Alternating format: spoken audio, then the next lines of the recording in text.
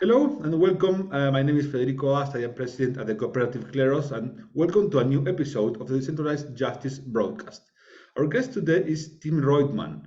Tim Reutemann is a climate finance expert and science fiction author. He's working on the forefront of new financial mechanisms under the Paris Agreement, while in his writings he explores future opportunities for more democratic and efficient global governance mechanisms.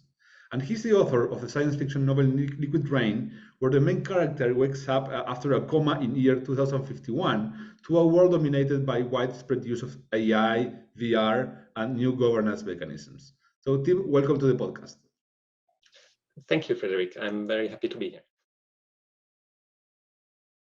Well, let's start as we start with all of our guests. That is asking them a bit about their early years, their formative years. I want to know where you're from, and in particular, what did you read as a teenager? I mean, what were your influences as a science fiction reader? So I grew up in Munich. Maybe the first relevant event in my life for this podcast is that I got an Amiga 500 at age 8, approximately. So the very first video game was Venus the Flytrap, which is a lovely side-scroller shooter that was a thing on the Amiga at the time. And I've been a very early user of graphical user interfaces. And then a little later switched to a DOS-based computer. So I got my taste of the terminal control as well, and then later moved on to Windows like most people. And probably the most formative science fiction I read, well, I read a lot of Perry Rhodan. Like I read the whole thing, basically everything that was available in Germany, like the whole 50 books or whatever that was Perry Rhodan.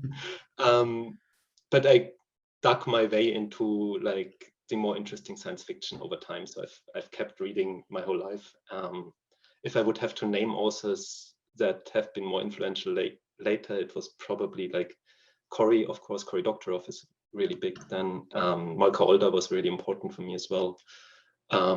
Octavia Butler, of course. I'm just trying to think back as a teenager. There was probably more movies and games than books, to be honest. So biggest game in my life is StarCraft. Till the present day, I have like an old friend with whom I still play 2v2 every now and then, so as an evening activity. And then very soon that also I got into evolutionary game theory as like a frame of analysis. Memetics as well. So Susan Blackmore's The Meme Machine was a big influence. I think that's it for my early years. Yeah. One more maybe. On the StarCraft side, that was played on a dial-up server located in Munich. So we were like between 100 and 200 users in that server usually at the time, where you could file share and have a virtual network to play any LAN game online. So that was like my first real online community experience there. Yeah. Tell me, movies. I mean, what science fiction movies were influential for you? So I always loved the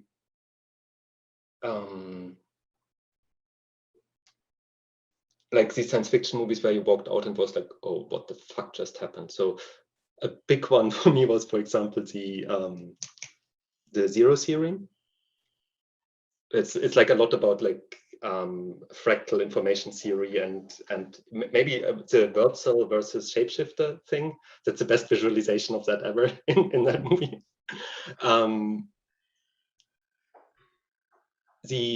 When Amazon reproduced the Philip K. Dick series, the Electric Sheep series on Amazon, that was also so good. I mean, I had read most of Philip K. Dick by that time, but that was really like, that's exactly the type of science fiction I love getting into. Yeah. I'm big fan of Philip Dick as well.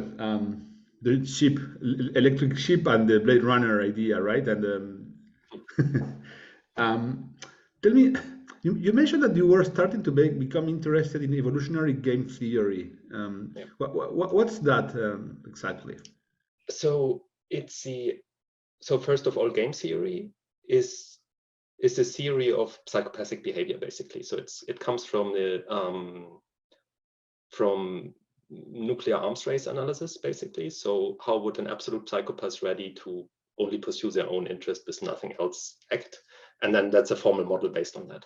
And evolutionary game theory now analyzes large groups of, like in that case, individuals, bacteria, that works best with bacteria usually, or insects, because you can actually observe evolution in fast reproducing species. And you would analyze things like host-parasite interactions and how they change over time, and how they develop best responses to each other over time in an evolutionary setting. And then also under the real constraints of like how much mutation can you have, how much recombination can you have before destroying the organism itself. So it is a really complex field of study. But I was deep into that at some point in my life. And from there on, I moved on to the more economics, and then very soon climate economics in my studies. No, we at Kleros we do a lot of research on game theory, and the model is based on on game theory. This is the first time, and so we get in touch with lots of game theorists, but this is the first time that someone describes game theory as the study of psychopathic behavior. I mean, can you, explain a bit? I mean, I think I know where this comes from, but can you explain a bit more what this is the definition about? So it's mostly where it came from, and also who taught it to me. So my person, so I had two game theory teachers, and one of them I think is a great biologist. He was primarily a biologist, on Berlin-based Peter Hammerstein. And the other one was a psychologist, mathematics professor, and serial sexual abuser, as it turned out a few years after I left there. So there we had one of those psychopaths, but it's always based on the assumption that of util max basically, but util for utility maximization for just yourself, and with a single-minded, this is the one thing I'm optimizing on. So it's always single variable basically that's optimized. And that kind of works as a model in evolution, because the single variable can be copies of the gene, and then you kind of can model some things, and they tend to adhere to game theoretical predictions to some degree with limitations, which is why evolutionary game theory is so interesting, because it's a real world application of a theory that is used in economics, that doesn't work in economics, that doesn't describe, like, at least for about 90% of the people, it doesn't describe how humans act or behave or ration. But it can get interesting in specific contexts. And I like the metaphors from it. For example, trust games, I find a great metaphor. I use that like all the time in explaining my work. And single shot game, multi-shot game. There's a difference here. If you have a single shot game, your incentives like this. If a multi-shot game, your incentives like that. If you don't know how long the game is, it's a reputation mechanism. So it's also, game theory is also very practical because it's so formal. So as soon as you have to program it, programming game theory is relatively straightforward as a social, like if you're thinking in social multiplayer interactions. Super interesting, because like we at Kleros do lots of research in game theory, and in particular one thing what we are now like researching a lot is what is called like behavioral game theory. Where people, you mentioned the trust game, there is the ultimatum game where a person has to split $100 between himself and the other person, and then how much the other person can accept or not what this person is going to give. I mean, the rational, let's say psychopathic, offer to make is like $1, right? Because one would expect the other person to, okay, $1 is more than $0. So, but what you see empirically is that people tend to reject offers of $1 because they see them as like not fair, and people rarely accept offers for less than $30 out of 100. I don't know if you have anything to comment about this type of things and behavioral game theory and humans and behavior. So there was this one paper on ultimatum game experience they ran with indigenous Indonesian whale hunters, and they would frequently make offers larger than 50% and reject them, because it's a culture based on like large gifts and long-term owned debt that you have to then return if you receive that gift. So even though it was in a theoretically anonymized context, because people never anonymize in their own head. So yeah, that's something I've looked like to. My PhD then was in experimental economics in Zurich, so I had the chance to even be in Ernst Fehr's seminars. And I had like a lot of these kind of people around me. With my own research ended up in an actual single player game, because I started with a real world case study, and at least from our perspective, from the perspective of we have to pay landowners to prevent deforestation, these landowners play single player games on their land. And it only becomes a multiplayer game if you look at it like from an indigenous perspective or from a more public sector perspective. But then that was basically what I did, was I modeled the economy of a Brazilian frontier farm in a video game that you could play on a tablet, where you could, like, for basically a very simple theme farm where you could deforest, intensify, or buy and sell cattle, basically. That we then played with a lot of Brazilian farmers under different kind of environmental incentive scenarios. So, haven't you played Civilization? yeah, I was always more into Master of Orion. That's actually one of the science fiction pieces that influenced me a lot. So Master of Orion 1, I still have like a emulated version on my laptop for long train rides. I would still sometimes boot up Master of Orion and just play around. Yeah, I can play it basically in my sleep nowadays. Like everything is completely mapped out in my head. Yeah. I mean, because that's perfect for game theory, and future science fiction governance. One of the main influences I had myself was, I played a lot of Civilization as a kid, and Sid Meier developed all a vision of society and different governance, different model for society.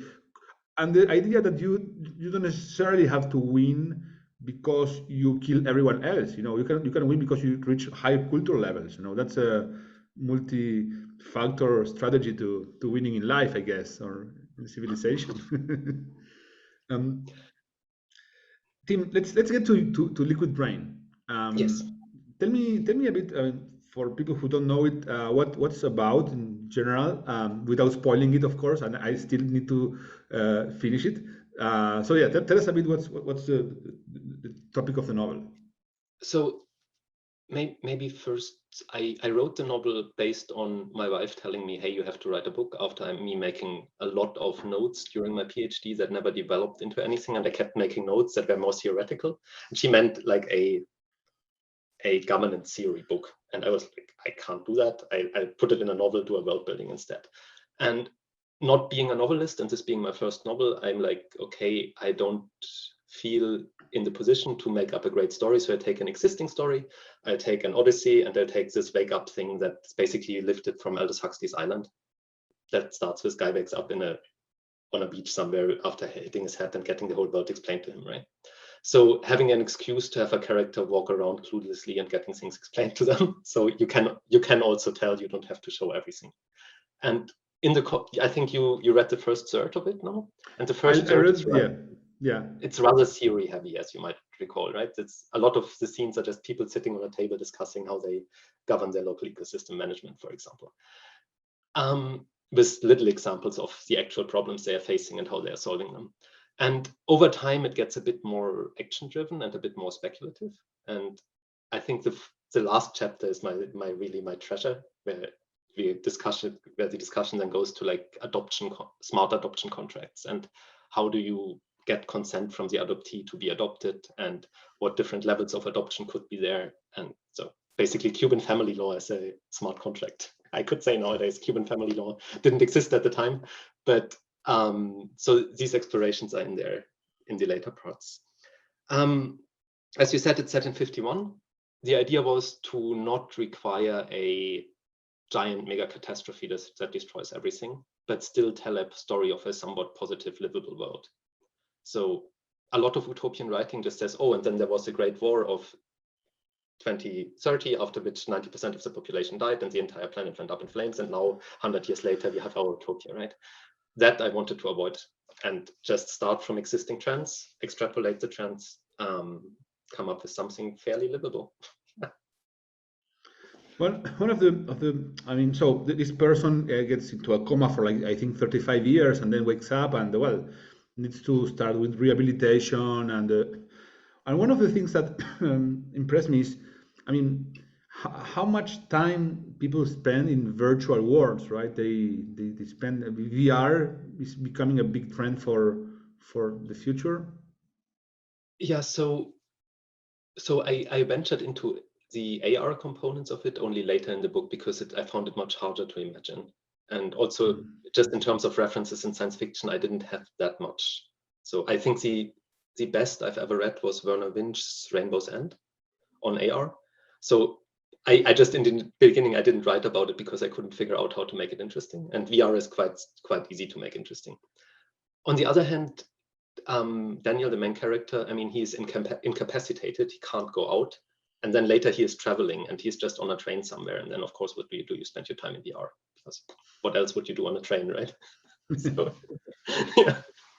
So, but then also I wanted to make like, I try to avoid, to sometimes even confuse the reader that you forget that you are in VR, because I try to make it a more or less straight, plain narrative that just you go in and you go out and you're just interacting with people who are here or who are not here, and trying to make that a bit smoother than it is today. and all of the addiction problems that arise with the world, where sometimes the world of VR, of the virtual world, becomes more interesting than people's world outside of the game, right? Absolutely, and that especially, so there are some like, not so Neuralink is the famous hyped one, but there's a lot of study on like electromagnetic stimulation and without implants, and that also works surprisingly well already. So, and as soon as you start to directly stimulate like your nerves in any way, shape, or form, that can be hyper addictive very quickly. So this is one of the big topics of the book. So the partner has an addiction problem. Yes, the partner that Daniel is searching, or had an addiction problem. We don't know really well. So when I was doing my program at Singularity University, there was one speaker at the program that was telling us about, I think that it was the Fermi hypothesis, that why don't we find aliens coming to us? Because after some point of when we reach a neural link, simulation that we can insert a chip in our brain, I mean, civilizations, they stop caring about going outside to explore the world, because they just have everything they need in their brain, right? Yeah, well, that's a way to look at it. Yeah. I mean, the other thing is we tend to forget how thin life is. Like, we have maybe a kilometer thick layer that just barely covers this planet that's full of life, and all the rest everywhere, like in terms of volume, that's very, very little compared to the rest of the universe. So it could also be that they're just too small to be interacting yet. So it's also, we usually think about life as something that's approximately our size and approximately operates on the same timelines as we do. And so again, coming from an evolutionary background, to me, life is like a thing that makes copies of itself from stuff in the environment. And that's a way bigger term than just it has to be DNA and proteins, right? So we could even be looking at life and not even recognize it as such. Just because it's too slow or too fast or in the wrong kind of elemental composition or something, so that we think, oh, this is not life, this is just some noise or some nebula or something. Tim, tell us a bit about an overview of how governance works in this world of 2051, how people vote, how people make decisions in collective situations. Yeah. So the first thing is governance remains messy. So there is no like 3 sentences that explains you the structure. So I usually in Liquid Rain, I look at governance as one particular problem. So the first one that's discussed is like trade-offs between housing construction and ecological protection on an island. Like, who makes that decision? Why do you make it? What kind of limitations do you put on? And how does that discussion happen? And so it's not that different from today, as in the end, it's a small group of people who sit together and discuss stuff. But how is this group selected? So that's where it gets interesting. And so the idea is that you shouldn't ever take somebody's vote if you don't know the person, ideally. And so let's say a topic that I don't know much about, but my friend, say Claire, knows a lot about, mental health. So I don't want to make decisions about mental health policy because it's super delicate, super tricky, and probably my opinions are wrong, and people can dupe me into voting for something that's against my own ideals. But I know Claire. Claire, that role is based on a real world friend. So I know somebody who works in psychiatric care, and I know that person very well, and I know her ethics are absolutely in line with mine. So she should make the call. Whenever it comes to anything related to that topic, I'm just delegating to her. She, on the other hand, is so busy working in the actual care sector that she wouldn't be active politically. But then again, she knows somebody who's maybe a teacher of hers, or somebody whose books she's into. And then that person actually has enough time to go, or enough time and enough reach to have enough votes to be on a high-level panel. So it's this pass-through idea. That's the one thing, the traditional liquid democracy. And the other one is that basically governance by hashtag, that you have things like, okay, mental health care policy, that's one hashtag, and I distribute my vote on that hashtag to that one person. So in our world, we have, also in the traditional world, so I was working for the Ministry of Environment in Switzerland for 2 years, just like I quit a year ago there. So in our world, that would be like, I don't vote for parliament, and parliament then elects the executive, and the executives appoint somebody to work in the Ministry of Environment. But I say, okay, on environmental things, I want this, whoever environmental person I trust to sit in government. I would probably vote directly because I know the Swiss environmental scene very well. But let's say my neighbors might vote for me, and then I vote for myself and my neighbors, something like that. As I was reading, I could tell that you are from Switzerland, because there are some mentions to Switzerland, and it seems that in the future it's the only country that still has, voting in person with raising the hands. Yeah, sure. So this is a funny thing. Switzerland is often leading because they are so slow.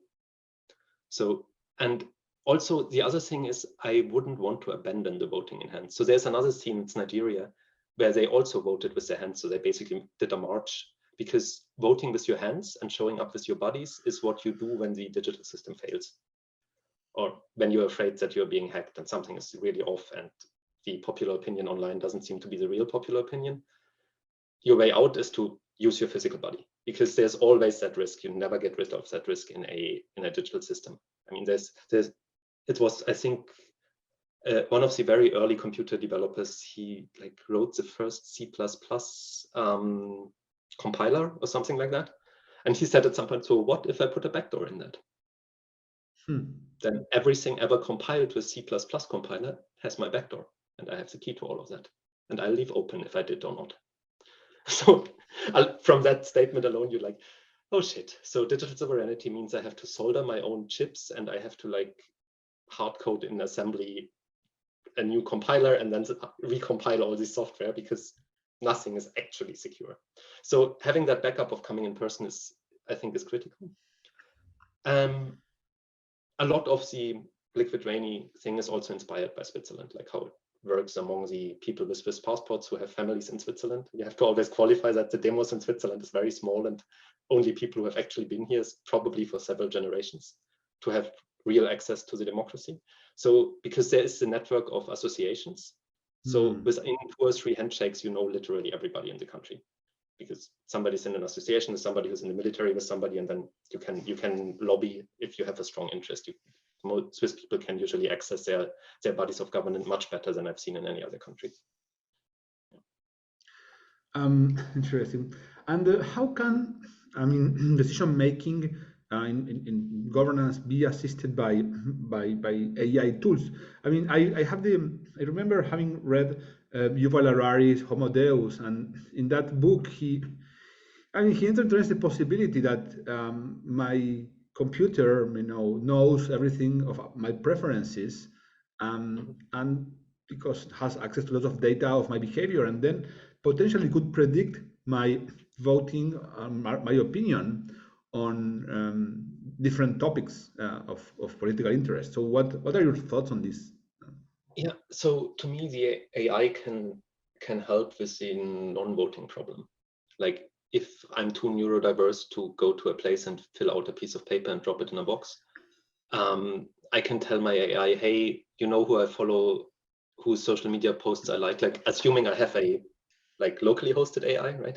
That is fully under my control. Again, the sovereignty problem, but let's just, I usually, in Liquid Rain, the assumption is that the AI is running on a little chip in your ear, and like you have the private keys and nobody else, and all the data is right here in your body. So it's very much the idea of self-sovereign AI. An AI with that capacity would know who I'm talking to and who I like and who I don't like, and it can just check up public records of that person and what that person voted for, and then, you know, vote along my following. That should work. Also, you know, if you want to actually democratize a whole government with, you know, at the moment 30,000 employees in Switzerland, let's say, and that's only the federal level. It's not cantonal and community yet, nor like continental or international governance, right? And you want to actually democratically be able to vote on every one of those decisions. Way too many to ever do manually. So if I want to do it, I either do it through a social graph or through an AI. And I think the AI can assist me in defining the social graph and giving me default options that I then just fine tune later on. A lot of AI to me is giving the right default option, just searching and sorting, putting the top thing on top. That's what the AI should be doing. How can you, I mean, then how do you get to have these ideas for your books? And I mean, what type of research do you do for this? So, I mean, an interesting one is trying to buy drugs online. That's always good. So I did that with 16 for the first time, and then I did it with Bitcoin. I think a Bitcoin was 200 Swiss francs at the time. So I thought, like, oh, this is like, I had a friend telling me all about it, and I was like, let's see if this works. Let's buy some and order drugs from the Netherlands, and it actually did work. So Bitcoin at the time had the real value proposition. As being censorship resistant, right? You have to do something that's censored to figure out if censorship resistance works. I've always been torrenting. Just at some point, I'm like, this is the solution for file distribution. Like, this is the perfect archive. A single copy on a single computer anywhere on the planet, and we still have it. And like, archiving movies is actually hard. Like, there's, for example, there is a Magnus Hirschfeld movie that he produced, like the famous pictures of the book burnings, where his books being burned in Nazi Germany. And there is a movie he produced, and there was a single copy that survived with Ukrainian subtitles somewhere in remote Ukraine. That was rediscovered in the 70s and then reactivated for the archive. So the ability to keep a movie or any form of file permanently, even if you have just a single copy, is amazing, world-changing, but also illegal, because that's torrenting, right? So I like to look at these as temporary inconsistencies between the hard reality of what you can do with a computer and what society is ready to accept that you can do with a computer.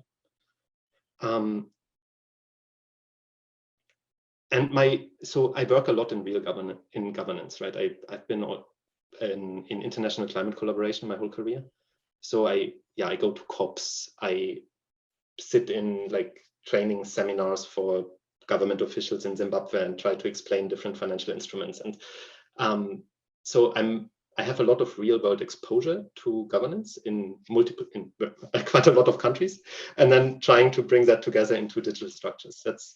We are kind of jumping over to my day job at the moment, because that's really my day job, developing.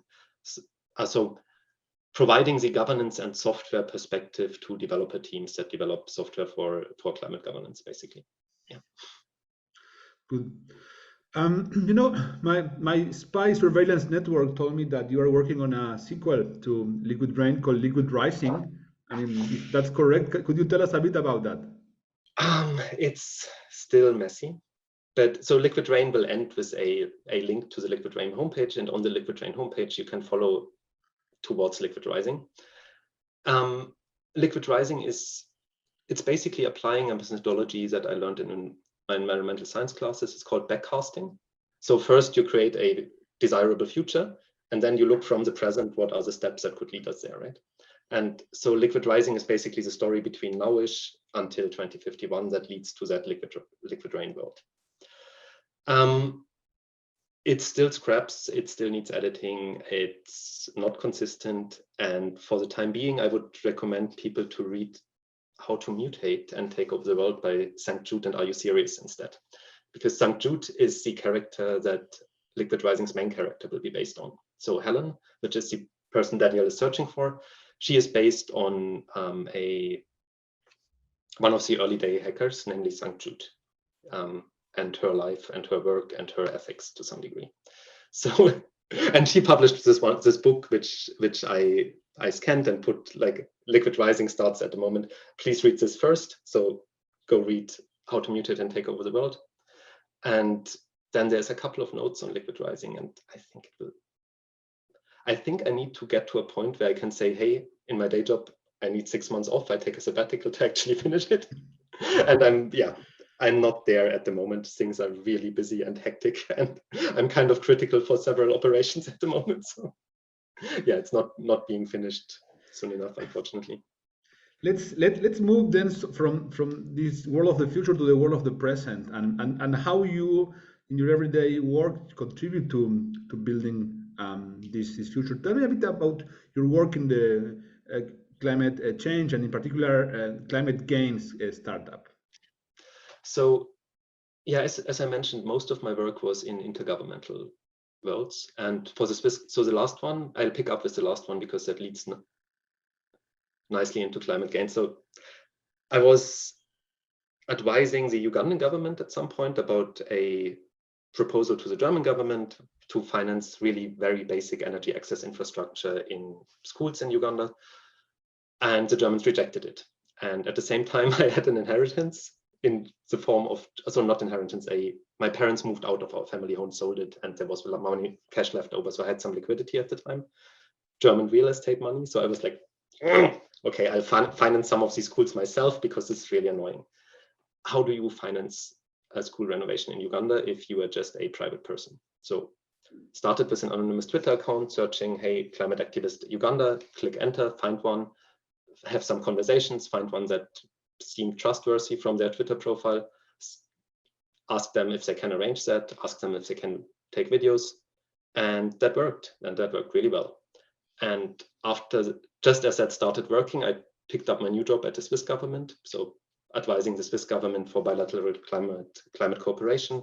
Their new carbon offsetting scheme was my day job then, which would finance exactly this type of project that I thought it was a good match, but not in Uganda for political reasons at the moment. So the Ugandan partner just kept going. And I think the big innovation here was, and also what I've seen being like in the role where I have to tell developing country partners how to access Western funding, was I did not want to see any paperwork. Like, never make your local partner fill out a piece of paper, because that is just complete nonsense and unnecessary, and we can use an AI to do that. What I needed was verifiable evidence that the schools were actually renovated and the money just didn't just disappear. So my weapon of choice is video, because for the time being, a HD video is way more expensive to fake than to renovate a school in Uganda. Even this, if you use some basic OSINT technologies, if you film like the buildings and then you compare it to a satellite picture, you see the buildings are in the right place, it gets very secure and extremely difficult to fake. So to me, it was like, yeah, I can spend $3,000 and get a video back. That seems like a good deal. That provides me verifiable evidence that's better than anything I've seen in any official like UN type of projects, right? So Climate Gains is now basically a startup that exists since a year now, that we developed a first prototype that kind of, this interaction I had with Vanessa Nakate, the activist in Uganda, kind of maps that into an app where you can have a simple TikTok-ish video first experience where you say, hey, I'm a local climate activist. I want to contribute to this fight. What can I do? And then somebody responds to you, checks where you are, what your options are. So usually I'm working in Africa. So usually it's just, hey, go to a school, film the kitchen.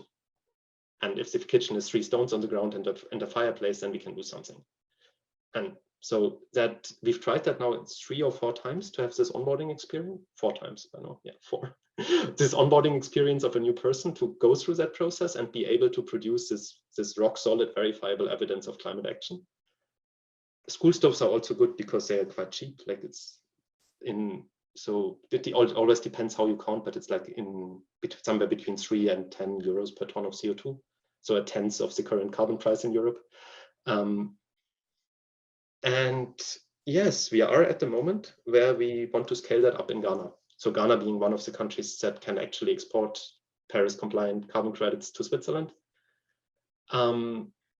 We are just waiting for a letter from Ghana EPA that should arrive any day now. So they had a few more questions, we answered them, and then we are ready for a investment round of approximately €500,000 to get the full authorization and create these ICMOs, these new world carbon credits that are, there's not a single one in existence at the moment. So this is really a completely new game. So far, everything we have in carbon credits is either Kyoto credits or voluntary market credits that have no government backing whatsoever. And the first Paris credits are in the process of being created right now with this Swiss collaboration. It's really funny that the Swiss are the first here because they are only the first because they were too slow to adjust the law. So under Kyoto, it was very easy to offset abroad, and they couldn't agree on changing that. And now they have to offset under Paris, even though it's super hard. And like, we are just in the position, okay, we are doing it. So my former colleagues are managing it somehow, and I think this will be the first example of actual Paris compliant carbon offsets, which are completely different again. Like, they're capped, that's a big one. So the global number of total offsets is limited strictly by the UNFCCC like country targets. So you can never sell more than the difference between your country target and your inventory. And that gives a hard cap on the total amount, which makes them basically new money that's based in evidence of carbon reductions. So yeah, I'm very excited about that opportunity. And your project, exactly, you help verify that the company comply with their carbon reduction goals. How does it work exactly? It's much simpler. So the carbon reduction we are doing is increasing the efficiency of the boiling of water in schools, right? So there's a woman cooking rice in a 60-liter pot, and instead of 10 kilos of firewood a day, she only needs 3 kilos of firewood a day. It's a super simple, efficient stove, like the most basic local climate action I can think of, basically. So very low tech, very simple. It's also meant as an example because our technology can do that with anything you can film. Like, as soon as you can capture it on video, we can prove you really did it. Using these stoves it's just, yeah, it's my professional background, is what I know best. So we're using stoves as the first example. What our key is also, we don't need a company for this. The idea is an individual can participate in the market. That's really critical also, that a single 19-year-old Ugandan person can sign up and participate and make money and have a job and actually reduce, like, work on the reductions. So the problem is the stove builders usually are for-profit enterprises, and somebody needs to be there and check that they're actually doing the work, because they wouldn't if we just pay them. And so that somebody, usually in our case, is a climate activist, the local one, who basically just does the documentation and makes sure everybody's getting paid, and who's also like receiving the international funding. So how does your, I mean, coming back to the beginning of the conversation about game theory, I mean, how does your mechanism design background help in producing this incentive system for this to work? So this really harks back to what the example I gave in the beginning with the repeated trust game. So international climate finance, be it grant or solid or whatever, is based, like, the problem is always you have to send the money first, then the result is produced. And as soon as you have sent the money, there is an incentive to run away with it. Because the people you're sending it to might have other plans, right? So, and that really hit home emotionally at the moment when I was like in my online banking, and I had Vanessa's bank account on my screen, and I was like, okay, bank in Uganda, person I've never met before, this money, if I send it now and she just runs, whatever. I don't even know if she's a real person. There's a thing such as catfishing, right? I've never met her. And I sent, and she delivered, and then she did it again and again and again. And the reason it was so easy to send was I had 15,000 reserved, and I'm only sending 3. So it's in her own interest to cooperate this time, so she can unlock the next 3,000. And I also planned in, like, I did plan in for her to make significant amounts of money from it. So just, I said, like, 30% is overhead. You can just take that for your own expenses, basically. So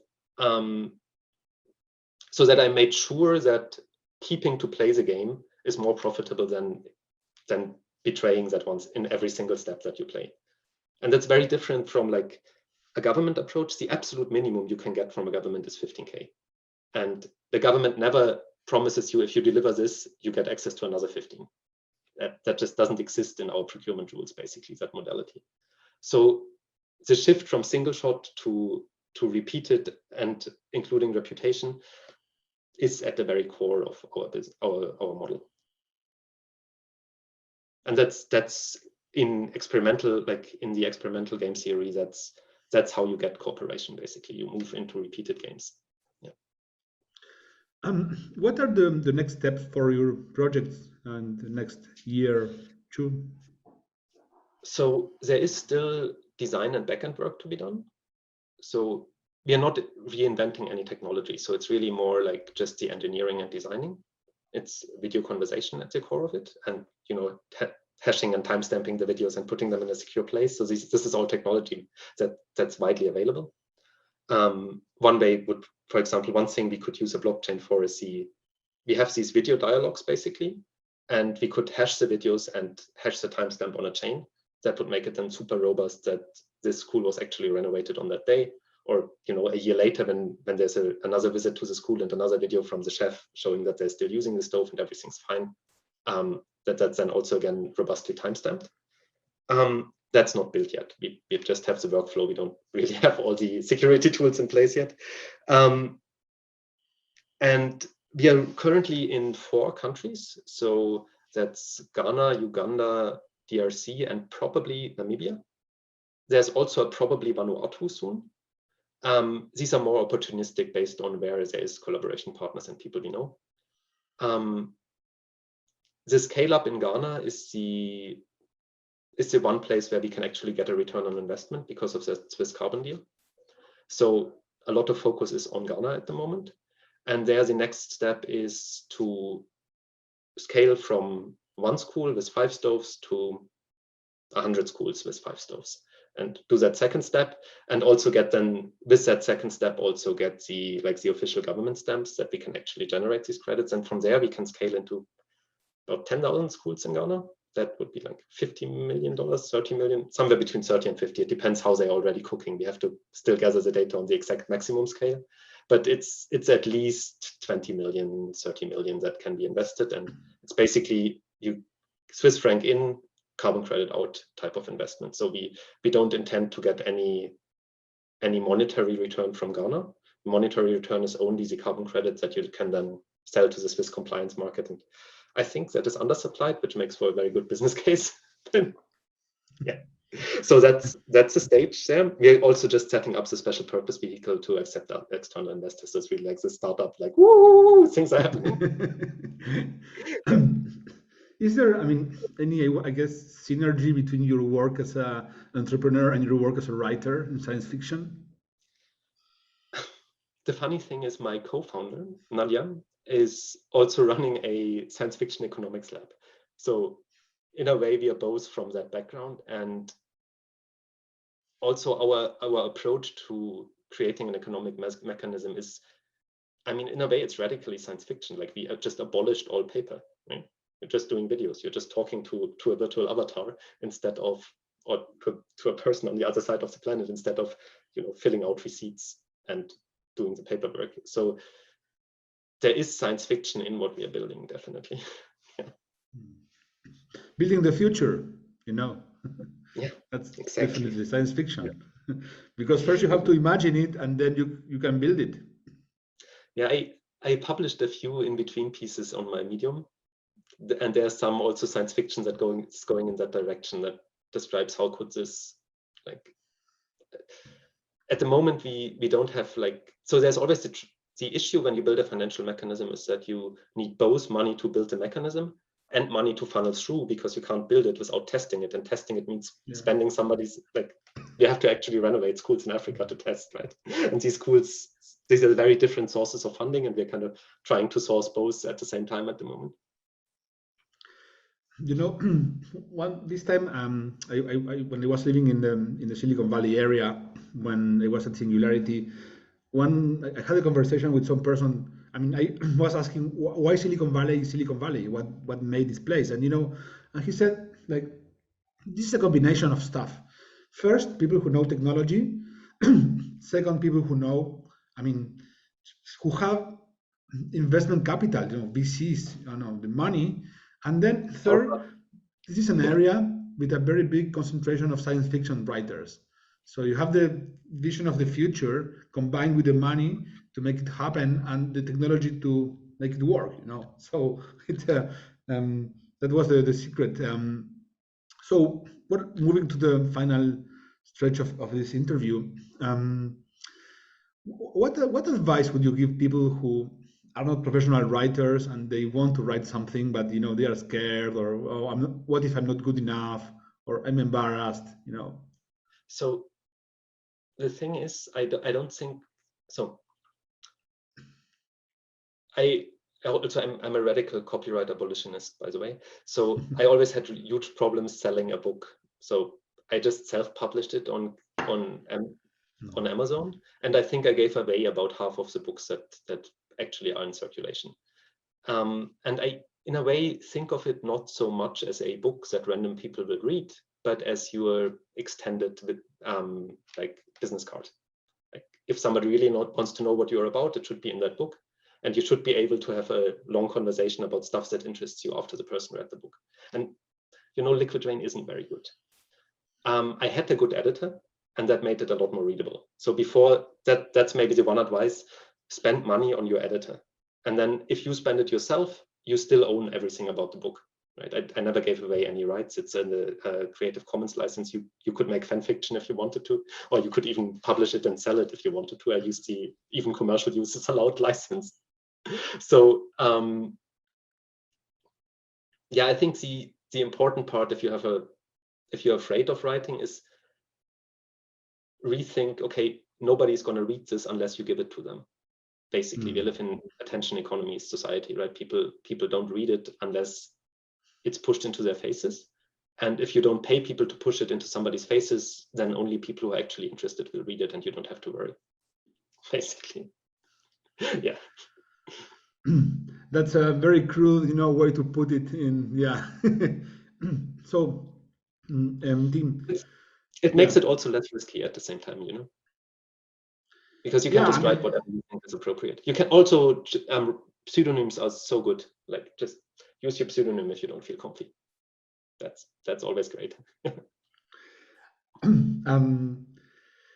So last question. What are you reading currently? What science fiction or books or movies or games do you recommend our audience?